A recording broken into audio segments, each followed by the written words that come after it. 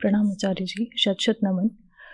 सर्वप्रथम तो ये ईश्वर की अनुकंपा है कि मैं आज यहाँ हूँ आपके समक्ष। और पिछले 2-3 महीनों से आपके यूट्यूब पर वीडियोस देख रही थी, काफ़ी प्रभावित हुई हूँ। कुछ कुछ समझ में आने लगा है जीवन के बारे में। अभी 2 वर्ष पूर्व मेरी मुलाकात एक मेरे मित्र से हुई, पुरुष मित्र हैं वो मेरे।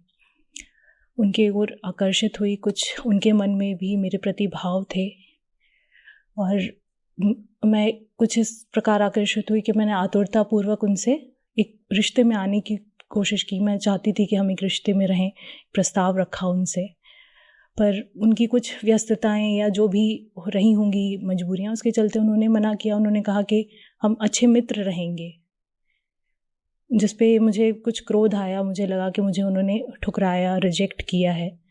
काफ़ी मतलब मन में एक खिन्नता सी आ गई, परंतु फिर भी एक लगाव सा हो गया था कुछ दिनों में उनसे, तो उनके साथ रही मैं। कुछ समय बीता, पर एक धीरे धीरे मन में डर आने लगा कि दूर हो जाएंगे। बातें होती थी, मिलते थे हम। तो अब स्थिति ये है कि उन्होंने मुझसे दूरियां बना ली हैं, क्योंकि उनको भी कहीं ना कहीं ये चीज़ें आहत कर गई और वो एक चाहते हैं कि एक दूरी इसलिए रहे ताकि उनके मन में और मेरे मन में मन भेद ना हो। एक सेफ डिस्टेंस जो होता है कि ठीक है, एक कल के दिन हम एक दूसरे के सामने आए तो एक दुश्मन की तरह ना रहें। तो कृपया इसी पर मार्गदर्शन दें। रिश्ते शुरू तो सब प्रकृति से ही होते हैं। जीव का जो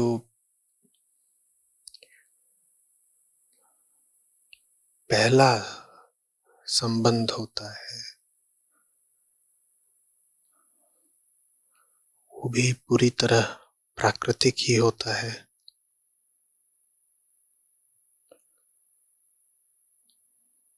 पिता, माता,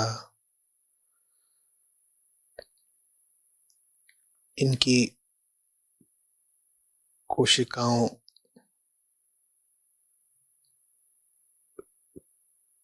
के रिश्ते से ही जीव की शुरुआत होती है।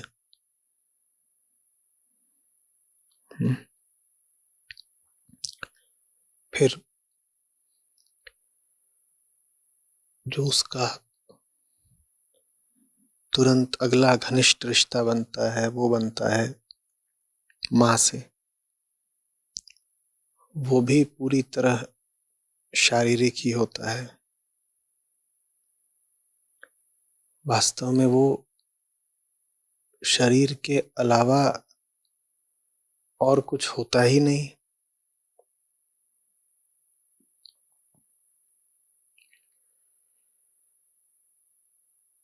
तो प्रकृति जीव को संबंधित देखना चाहती है, लेकिन उस पूरी संबंधों की व्यवस्था में कहीं भी जीवन के उच्चतर मूल्य निहित नहीं होते। बच्चा माँ के गर्भ में है, संबंधित तो है ही। उस संबंध के अलावा उसका जीवन ही कुछ और नहीं है। लेकिन वो संबंध किस लिए है? वो बस शरीर के भरण पोषण और विकास भर के लिए है। उस संबंध में कहीं भी कोई उदात्तता, आनंद, करुणा, किसी भी तरह की कोई ऊंचाई तो है नहीं। यही शुरुआत जीवन भर कायम रहती है। हर जीव, हर व्यक्ति रिश्ता बनाने को आतुर रहेगा ही और रिश्ता बनाएगा ही। लेकिन रिश्ता बनाने का जो आवेग उठेगा, रिश्ता बनाने की जो आंतरिक प्रेरणा उठेगी, वो सर्वप्रथम प्राकृतिक माने शारीरिक केंद्र से ही उठेगी। ये तथ्य है। तथ्यों की न तो पूजा की जाती है, न भर्त्सना की जाती है। तथ्यों को बस स्वीकार किया जाता है। तो हम ऐसे ही हैं, इस बात से हम इनकार नहीं कर सकते और इस बात से हम झगड़ भी नहीं सकते। हम ऐसे ही हैं।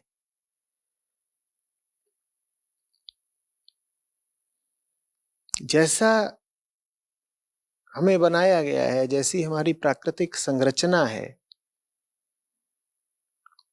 उसके कारण, उसके चलते हम लगातार अपने चारों ओर की दुनिया से संबंध बनाते ही रहते हैं।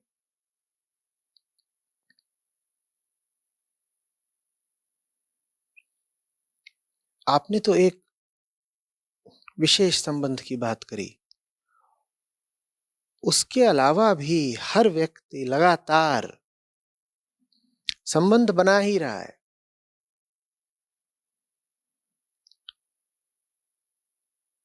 सब इंद्रियों से, मन से, स्मृति से हम रिश्ते स्थापित कर ही रहे हैं। किसी न किसी से जुड़ ही रहे हैं, किसी न किसी से कुछ लेन देन, कुछ नाता रख ही रहे हैं।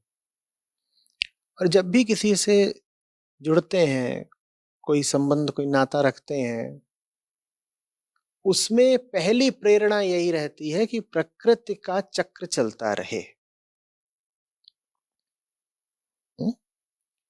अब प्रकृति के चक्र के चलते रहने में अपने आप में कोई बुराई नहीं हो गई। घास उगती है, ये कोई पाप की बात है क्या? नारियल के पेड़ पर नारियल लगते हैं, इसमें कौन सी बुराई होनी है?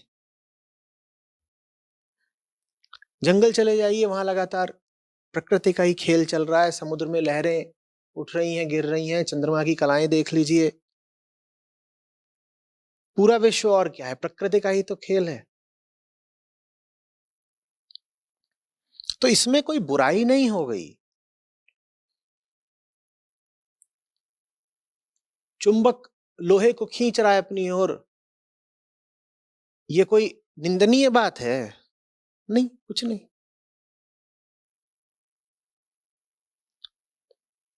ग्रह, उपग्रह, नक्षत्र सब अपनी अपनी कक्षाओं में चक्कर काट रहे हैं। आप इस बात की निंदा करना चाहते हैं? नहीं, कुछ नहीं। शरीर के भीतर एक पूरी प्राकृतिक व्यवस्था चल रही है, रासायनिक प्रतिक्रियाएं चल रही हैं, रसों का उत्सर्जन हो रहा है, दिल धड़क रहा है, रक्त धमनियों में दौड़ रहा है। ये सब कोई बुरी या गंदी बातें? नहीं, कुछ भी नहीं।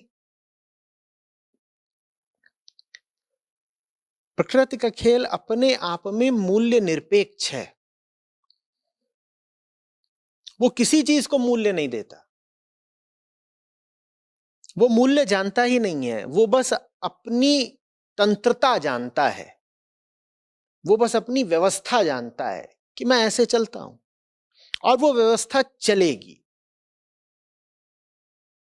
आप कोई हो, आप घास के तिनके हो, आप गुलाब का फूल हो, आप समुद्र किनारे की रेत हो, आप बुद्धिमान से बुद्धिमान मनुष्य हो, कि आप कोई कीट पतंगा हो, प्रकृति की व्यवस्था तो चलेगी।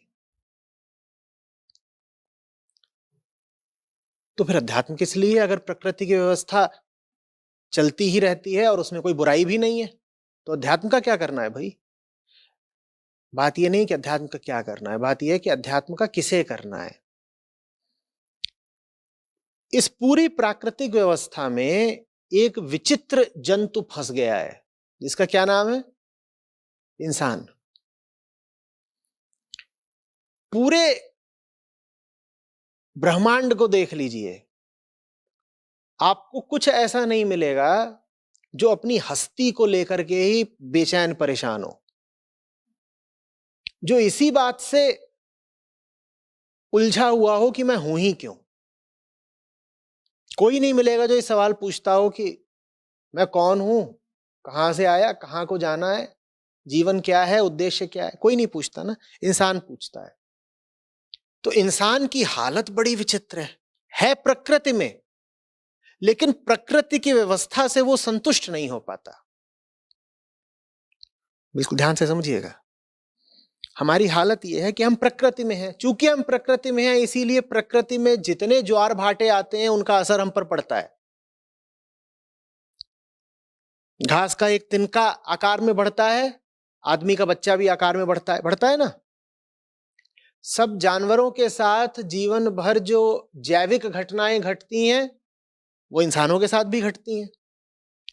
तो प्राकृतिक तौर पर हम बिल्कुल वैसे ही हैं जैसे कि शेष विश्व,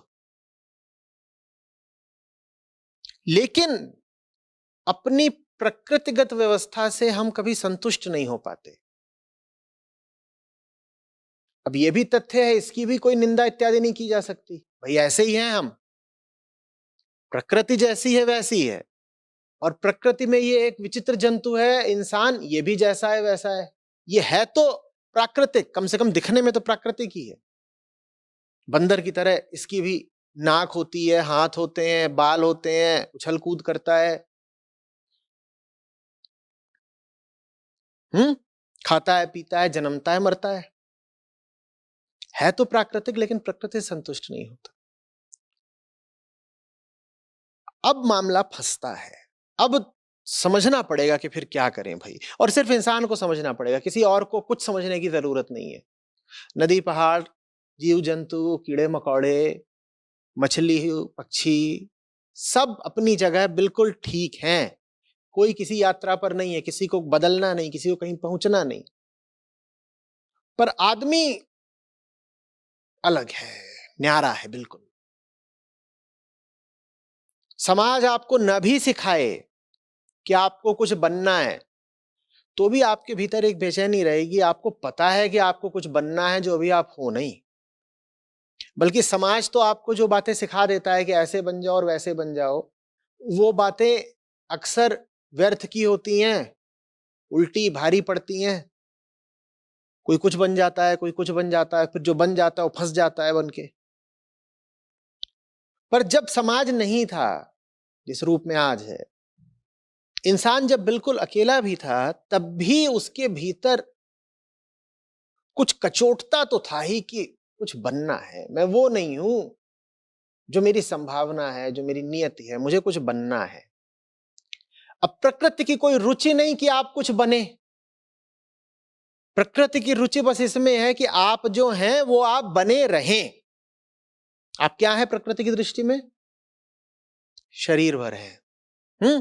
तो आपको वो शरीर की तरह ही संबोधित करती है, आपसे वो शरीर की तरह ही काम लेती है।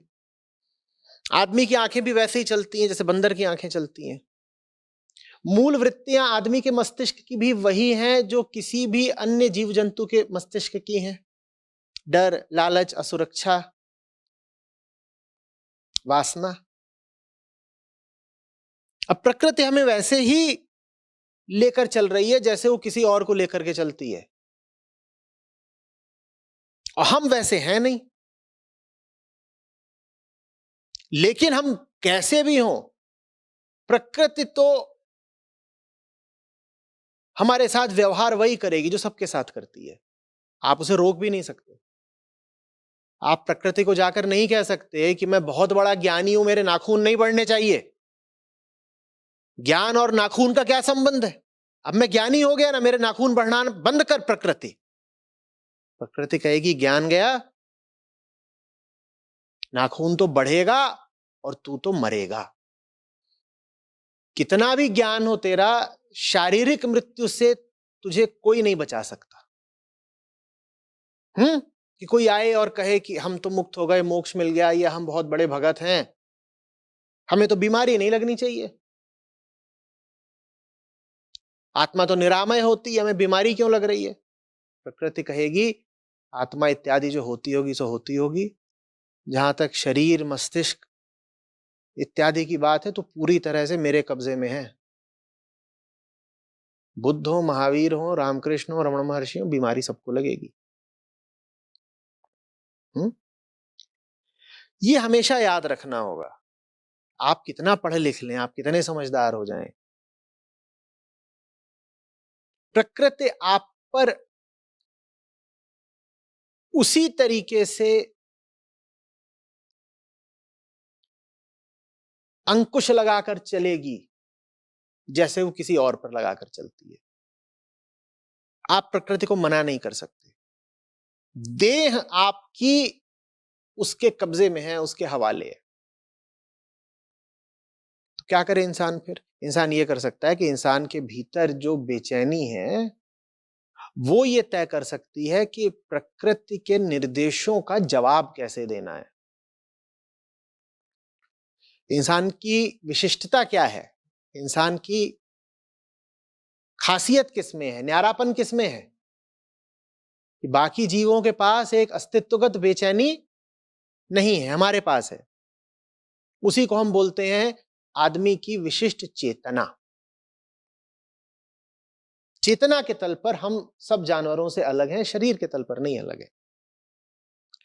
तो प्रकृति जब आपसे बात करने आए, प्रकृति आपको जब संबोधित करे, प्रकृति जब आप में भावनाएं उठाए, विचार उठाए, वृत्तियां उठाए, तो अब इस चेतना को देखना होगा कि क्या करना है। प्रकृति को मना नहीं करा जा सकता, वो करेगी।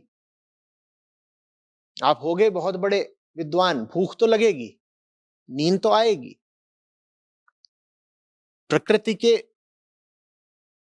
जो सब कारिंदे हैं ना, रसायन वगैरह जो भीतर अंदर बैठे हुए हैं, वो तो अपना काम करेंगे, उनको आप कैसे रोक लोगे? आपके बस में यह है कि आप जो हो, जो आपकी मूल पहचान है, जिसका नाम चेतना है, वो ये देख ले कि करना क्या है उन सब लहरों का, उन गतियों का जो प्रकृति के इशारे पर आपके भीतर उठ रही हैं और गिर रही हैं। क्या करना है उनका? अंधेरा हुआ नहीं कि डर लगा? क्यों डर लगा अंधेरा होते ही? क्योंकि भाई हर जानवर को लगता है। जंगल के अधिकांश जानवर रात होते ही क्या करते हैं? एक सुरक्षित जगह पर जाकर के सुबह तक के लिए छुप जाते हैं। और कुछ जो निशाचर होते हैं वो रात हुई नहीं कि निकल पड़ते हैं। अब आदमी जब जंगल में था तब तक आदमी रात को छुपने वालों में से था, तो जंगल बहुत पीछे छूट गया है। लेकिन रात अभी भी होती नहीं है कि भीतर के विचार बदलने लगते हैं। आप कहीं बैठे हो, किसी मुद्दे पर विचार कर रहे हो, आप देखिएगा सांझ को विचार कुछ और रहेगा और सूरज डूबा नहीं कि विचार दूसरा हो जाएगा। हम कहेंगे हमारा विचार है, वो हमारा विचार इत्यादि तो कम ही है, उस पर प्रकृति का कब्जा है। और हमें ये बात पता भी नहीं चलेगी कि हमारे ख्याल इसलिए बदल गए क्योंकि सूरज ढल गया है। हम पुराने जानवर हैं, और पुराना जानवर अंधेरा होते ही बिल्कुल दूसरे तरीके से सोचने लगता है, उसके विचार का केंद्र ही बदल जाता है। खास तौर पर जहां वो बैठा हो वहां अगर रोशनी कम हो तो। आप कोई साहसिक योजना बना रहे हो कहीं बैठ करके, एक ऐसी योजना जिसमें खतरा भी है और साहस की बड़ी जरूरत है। आपकी योजना बिल्कुल दुरुस्त बन रही होगी दोपहर तक, शाम तक, और आप वहीं बैठे बैठे लिख रहे हैं, फिर ये करेंगे, फिर ये करेंगे, और लिखते लिखते आपको पता नहीं चला सूरज कब ढल गया, और आप मगन थे लिखने में तो आपने बत्ती नहीं जलाई, और थोड़ी देर में आपने सर उठा के देखा तो अंधेरा सा है। आप पाएंगे आपकी योजना बदलने लगेगी। आपको लगेगा कि अरे लगता है कुछ ज्यादा ही मैं ऊंची उड़ान का सोच रहा हूं, कहीं पंख ना कट जाए, ये जो मैं योजना बना रहा हूं भारी ना पड़ जाए, पिटपिटा ना जाए, तो ऐसा करते हैं योजना को थोड़ा कतर के इसका खतरा कम कर देते हैं। और इस बात को आप कहेंगे कि आपने अपना मन बदल दिया, आई चेंज्ड माई माइंड, मेरे विचार बदल गए। आपके विचार नहीं बदल गए, घड़ी की सुइयां बदल गई हैं। सुबह उठोगे फिर देखोगे उषा को और गिरे आसमान को, फिर साहस से भर जाओगे, फिर कहोगे नहीं नहीं। तो हमारे भीतर जो कुछ भी हो रहा होता है, ज्ञान की पहली बात यह है कि हम समझें कि वो बहुत हद तक हमारे जंगली अतीत से संचालित है। और जब मैं जंगली कह रहा हूं तो मैं कोई निंदा इत्यादि नहीं कर रहा। जंगल हमारा पुराना घर है भाई, उसकी कौन निंदा कर सकता है? कोई अपने पैतृक गांव वगैरह की निंदा करता है? कहते हो हमारे दादाजी फलाने गांव में कोठी में रहते थे, गांव की वो कोठी है वो ध्वस्त हो रही है, लेकिन उसकी निंदा करते हो क्या? तो वैसे ही जंगल हमारा सबसे पुराना घर है। जब मैं जंगली कहूं तो ये कोई अपमानजनक बात नहीं कह दी। अपने भीतर जो कुछ भी उठ रहा हो उसको जल्दी से ये ना कह दें कि ये मेरी भावना है, मेरा विचार है, मेरा प्रेम है। नहीं है, वो तो प्रकृति के इशारे पर होने वाली हलचल है। इस बात को आप शास्त्रों से समझ सकते हो तो शास्त्रों से समझ लें, नहीं तो यही बात विज्ञान आपको बता देगा। किसी भी अच्छे विश्वविद्यालय में चले जाएं, वहां पर जानकार प्रोफेसर से बात कर लें, वो जो बात मैं कह रहा हूं, जो बात जानने वालों ने हमेशा से जानी है, उसकी पुष्टि कर देंगे। हाँ, वो जब पुष्टि करेंगे तो वैज्ञानिक प्रमाण के साथ कर देंगे। वो बताएंगे देखिए इस तरह की स्टडी हुई थी, रिसर्च हुई थी और उसमें ये नतीजे निकले हैं और ऐसा ऐसा होता है, और फिर मानना आसान हो जाएगा। लेकिन हर चीज की पुष्टि तो वो कर भी नहीं सकते, क्योंकि हर चीज को लेकर के शोध किया नहीं जा सकता। तो शोध इत्यादि का इंतजार ना करें, खुद ही हमेशा याद रखा करें कि भीतर जो भी लहर तरंग उठी वो क्या है? वो प्रकृति का खेल है। और प्रकृति के खेल में अपने आप में कोई बुराई नहीं। दिक्कत बस ये है कि हम मनुष्य हैं जिसकी चेतना प्रकृति मात्र से संतुष्ट नहीं है, बेचैन है। समय सीमित है, अगर प्रकृति के खेल को खेलने में लगा दिया तो बेचैनी जैसी थी वैसी ही रह जाएगी। बस ये दिक्कत है। बात समझ रहे? वो खेल बुरा नहीं है, वो अच्छा खेल भी नहीं है, लेकिन आदमी के लिए उस खेल में एक खतरा है। क्या खतरा है? वो खेल समय खा जाता है। अन्यथा उस खेल में कोई बुराई नहीं है, सुंदर बात है भाई, पत्ते झड़ते हैं, फूल खिलते हैं, ये प्रकृति का खेल है। कुछ बुरा हो गया? बारिश होती है, कभी सूरज आग की तरह, गोले की तरह तपता है, इसमें बुरा क्या हो गया? अच्छा भी क्या हो गया? शेर हिरण का शिकार करता है, शेर का पेट भर गया, हिरण जान से गया। अब क्या बोले, क्या अच्छा हुआ क्या बुरा हुआ? ये तो खेल है, चल रहा है। लेकिन आदमी जब इस खेल में फंसता है तो आदमी के लिए ये खेल नुकसानदेह है। भूलिएगा नहीं, इस खेल में हमारा समय खराब हो जाता। हमें समय चाहिए, किसी और जानवर को समय नहीं चाहिए। किसी और जानवर को इसीलिए अतीत की और भविष्य की इतनी फिक्र भी नहीं होती। हमें समय चाहिए। हमें समय क्यों चाहिए? क्योंकि हम क्या हैं? क्या नाम क्या है हमारा?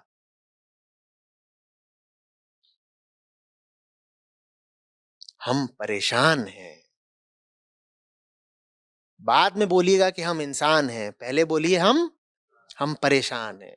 और जो परेशान हो अपनी जिंदगी को लेकर के, वो बच्चों का वीडियो गेम खेलने लग जाए तो वो अपने साथ कोई इंसाफ या उपकार तो नहीं कर रहा, या कर रहा है?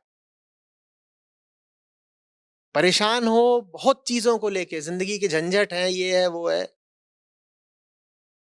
और लग गए कोई गेम खेलने। वो जो गेम खेल रहे हो तुम, वो थोड़ी देर के लिए नशे की तरह तुम्हें ये भुलवा देगा कि तुम कितने परेशान हो।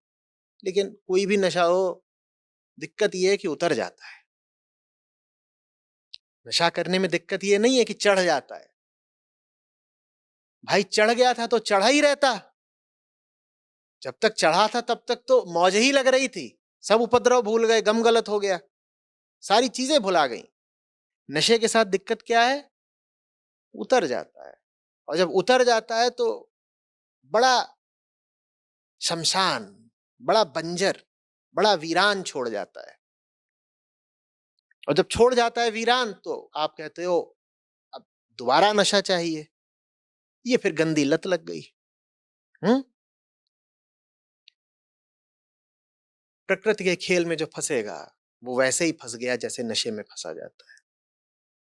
थोड़ी देर के लिए सुकून मिल जाएगा, उसके बाद फिर चिड़चिड़ाहट, तनाव, बेचैनी, पागलपन, खिसियाहट।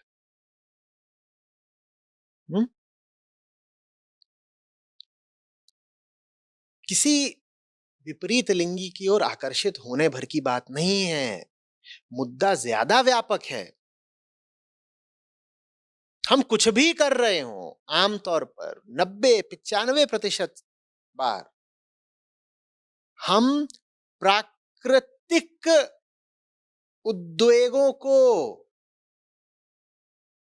अपनी मर्जी का नाम दे करके उन्हें सत्यापित कर देते हैं, प्रमाणित कर देते हैं, जायज ठहरा देते हैं और उनके पीछे पीछे चिपक जाते हैं, लग लेते हैं। भीतर से कोई भी लहर उठ सकती है भाई, कुछ भी। आप अभी रात में बहुत जबरदस्त तला भुना खाना खा लें और मिर्च वगैरह खाने की आपकी आदत ना हो, ठूस ठूस से आपको मिर्च खिला दी जाए, उसके बाद बिल्कुल हो सकता है कि एक आदमी जो आपको आमतौर पर जरा पसंद नहीं आता था, अब नागवार हो जाए। पहले तो वो सिर्फ नापसंद था, अब क्या हो जाए? नागवार हो जाए। नागवार समझते हो ना? बर्दाश्त ही नहीं हो रहा। पहले तो बगल में बैठता था तो बस मुंह ऐसे कर लेते थे कि इसको कौन देखे, कौन इससे बात करे। और अभी अभी बिल्कुल पेट भी जल रहा, मुंह भी जल रहा है, ऊपर से लेके नीचे तक हर दिशा में आंत जल रही है। अब वो आके बगल में बैठेगा तो भीतर से विचार उठ सकता है कि इसको थप्पड़ क्यों ना मार दूं। और आपको क्या लगेगा कि ये विचार आपका, ये विचार आपका नहीं है, ये मिर्च का काम है, ये काम मिर्च का है। अब जैसे ही कहा जाता है काम मिर्च का है तो बड़ा बेइज्जती सी लगती है।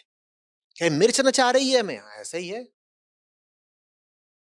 केला खा लिया व्यवहार बदल जाएगा, विचार बदल जाएगा। सेब खा लिया कुछ और हो जाएगा। ऐसा नहीं कि बिल्कुल उल्टे हो जाएंगे कि पूरब जा रहे थे, केला खाया तो पश्चिम चलने लगेंगे। तो जरा सूक्ष्म तरीके से परिवर्तन आता है और समय के साथ वो जो सूक्ष्म परिवर्तन है, वो जो जरा जरा से अंतर हैं, वो जुड़ जुड़ के बड़े हो जाते हैं, स्थूल हो जाते हैं, बहुत ज्यादा प्रभावी हो जाते हैं।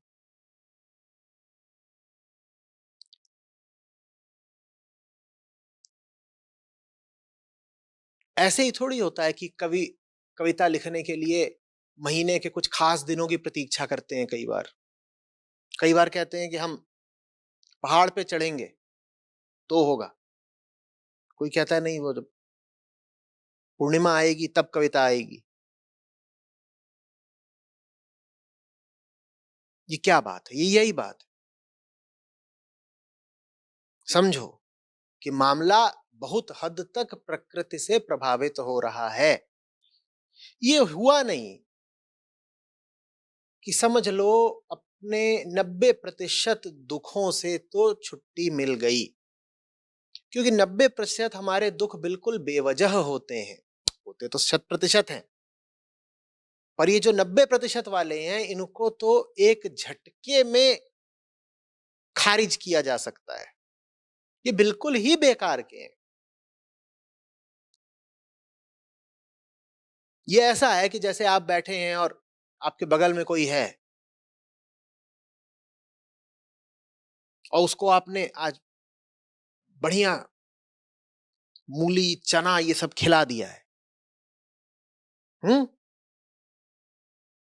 तो आप ही ने खिला दिया। होशियारी हमारी। और फिर वो आपके बगल में बैठ करके डकार मार दे जोर से और आप रो पड़े कि इतना बड़ा अपमान हो गया हमारा, इसने हमारे बगल में बैठ के डकार मारी और बिल्कुल हमारे मुंह पे मार दी। और उसके बाद आप दौड़ रहे हैं इधर उधर की एफआईआर कर दूंगा या इसको गोली मार दूंगा। दुख झेल रहे हैं ना। अभी जिस तरीके से मैंने बताया आप कहेंगे हम इतने बुद्धू थोड़े ही हैं कि कोई डकार मारे तो हम एफआईआर कर दें, पर ज्यादातर एफआईआर ऐसे ही होती है। हमें पता भी नहीं चलता कि दूसरा व्यक्ति जो कर रहा है वो डकार सदृश ही है। वो किसी प्राकृतिक लहर में बहता हुआ कर गया जो कर रहा था, उसे होश ही नहीं है, आधे नशे में। प्रकृति पहला नशा है, जीव का पहला नशा प्रकृति है, वो कर गया। अब काहे इतना खफा होते हो, क्यों तुम? लेकिन वो जो कर गया वही आप भी कर रहे हैं। न वो समझा कि ये खेल प्रकृति का है, ना आप समझे कि आपके भीतर जो क्रोध उठ रहा है वो भी प्रकृति का ही खेल है। समझ में आ रही है बात? ऊंचा कुछ करने से वंचित रह जाएंगे।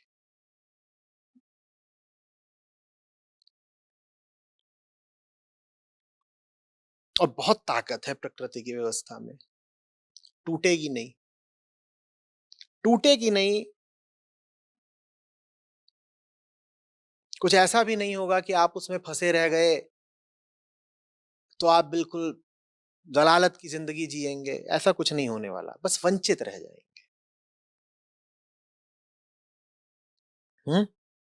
जैसे कोई रेलवे स्टेशन पर बैठ करके गुड्डे गुड़िया का खेल खेलने लग गया और उसके सामने से एक एक करके ट्रेन निकलती जाए। मनोरंजन तो उसने अपना कुछ कर लिया सस्ता, लेकिन जहां उसे जाना था वहां पहुंचने से वंचित रह गया। कोई बताने नहीं आएगा, बिल्कुल कोई बताने नहीं आएगा कि आप गलत खेल में फंसे हुए हैं। क्यों कोई बताने नहीं आएगा? क्योंकि अधिकांश लोग आपके ही जैसे हैं, वो भी उन्हीं खेलों में फंसे हुए हैं जिनमें आप फंसे हुए हैं। तो कौन आएगा सावधान करने कि फंसे हुए हो? कोई नहीं आएगा। एकदम कोई नहीं बताएगा कि एक एक पल करके जिंदगी बीतती जा रही है और जो नुकसान हो रहा होगा चूंकि वो एक झटके में नहीं होता, तो इसीलिए कभी भी झटका लगेगा ही नहीं। आपको अचानक कोई आकर के बता दे कि आपका 10 लाख का नुकसान हो गया, आप उठ के बैठ जाते हैं, आप कहते हैं बताओ कहाँ है, क्या है, कैसे हुआ? हम्म आपके बैंक से 10 लाख रुपए बिना आपकी अनुमति के निकाल दिए गए, आपको तुरंत झटका लग जाता है ना। और यही कुछ ऐसा प्रबंध किया जाए कि किसी तरीके से आपके खाते से 2, 5, 10 रुपए बीच बीच में धीरे धीरे किसी बहाने से निकलते रहे। हर दूसरे दिन तीसरे दिन कभी 10 रुपया कभी 15 रुपया निकल रहा है, कभी इस बहाने से कभी उस बहाने से। तो आप आपत्ति करने जाएंगे ही नहीं। खास तौर पर तब नहीं जाएंगे आपत्ति करने अगर उसी तरीके से वो रुपए सबके खातों से निकल रहे हो। आप कहेंगे ये तो प्रथा है, ऐसा तो होता ही है। और आपको पता भी नहीं चलेगा कि कुछ साल बीतते न बीतते मैं ब्याज के वो सब राशि 10 लाख हो गई है। इस 10 लाख के नुकसान पर आप कोई आपत्ति नहीं करेंगे, बल्कि ये कहेंगे ये तो जीवन की सामान्य व्यवस्था है, ऐसा तो सबके साथ होता है। इसीलिए प्रकृति को जानने वालों ने माया भी कहा है। प्रकृति को ही माया कहा गया है। वो झटका नहीं मारती, वो धीरे धीरे धीरे धीरे लगातार आपके जन्म के पहले क्षण से लेकर के मौत के क्षण तक आपको वंचित रखती जाती है, बस वंचित रखती जाती है और कुछ नहीं। जिएंगे आप, पूरा जिएंगे, बस कुछ रहेगा जीवन में जो हो सकता था, होने नहीं पाया, क्योंकि निचले तल के खेलों में फंस के रह गए। एक संभावना थी जो अपूर्ण चली गई।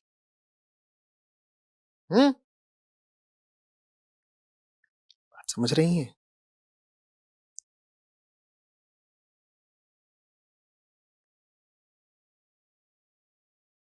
इसीलिए अध्यात्म प्रतिपल का ध्यान है। एक झटके में 10 लाख नहीं लिए जा रहे आपसे। कब लिए जा रहे हैं? लगातार, धीरे धीरे धीरे। लगातार अगर सतर्क नहीं हो तो रोक नहीं पाओगे वो जो नुकसान हो रहा है, पता ही नहीं लगेगा। खुश रहोगे, कहोगे बिल्कुल मस्त चल रही है जिंदगी।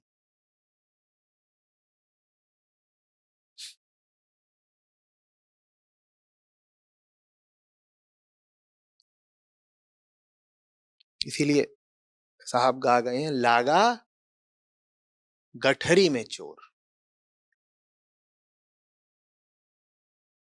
तोरी गठरी में लागा चोर मुसाफिर। वो ये नहीं कह रहे हैं कि चोर आया है और गठरी चुरा के या लूट के डकैती करके भाग गया है। कह रहे हैं वो जो चोर है ना, वो गठरी में लगा हुआ है, वो गठरी में ही जैसे घुसकर बैठ गया है, और धीरे धीरे प्यार से गठरी साफ होती जा रही है।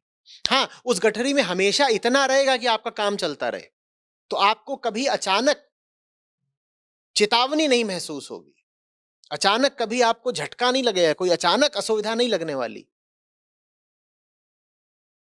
एक दिन पहले गठरी का जो वजन था, एक दिन बाद गठरी का जो वजन है, आप लेंगे तो उसमें मामूली सा अंतर रहेगा। ऐसा लगेगा ही नहीं कि चोर लगा हुआ है गठरी में, और चोर गठरी में ऐसे ही लगा होता है।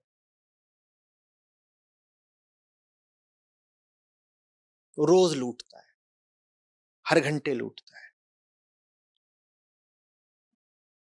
जितनी बार आप शारीरिक तरंगों को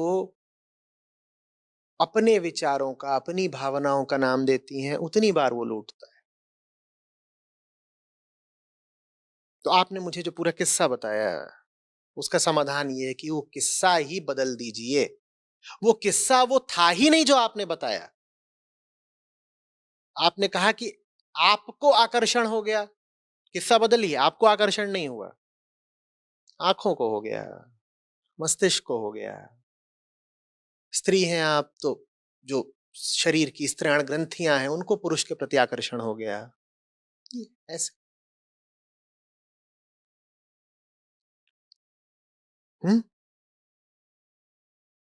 ये लोग क्यों इधर उधर फुसफुस डाल के महकते हुए घूमते हैं? उनको पता है आकर्षण ऐसे ही होता है, आंख से, नाक से। हो गया, किस्सा ही बदलिए। वो सब हुआ ही नहीं जो आपको लग रहा है कि हुआ। आप कहेंगे कि प्रेम हो गया, अरे प्रेम हुआ कहां था? आपने तो अपनी स्थिति का खुद ही निदान कर लिया है। आपने तो अपना चिकित्सक बन के खुद ही अपने आप को बता दिया है कि मेरी बीमारी का अमुक नाम है। आपको जो बीमारी लग रही है कि हुई, वो हुई ही नहीं थी, वो प्रेम था ही नहीं। प्रेम और प्रकृति साथ साथ नहीं चलते भाई।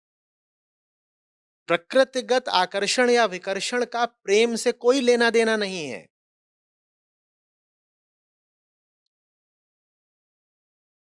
हम्म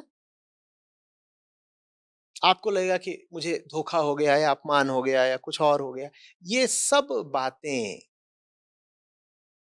हमारे भीतर जन्म से पहले से भरी हुई हैं, और इन सब बातों का, इन सब भावनाओं का कुल औचित्य एक है, शरीर बना रहे और शरीर की जो धातु है, कोशिकाओं में जो केंद्रीय तत्व है, उसको डीएनए बोलना है तो डीएनए बोल लो, या गुणात्मक सामग्री बोलनी है तो वो बोल लो, वो बढ़ती रहे आगे और ज्यादा प्रसारित होती रहे, फैलती रहे। यही है।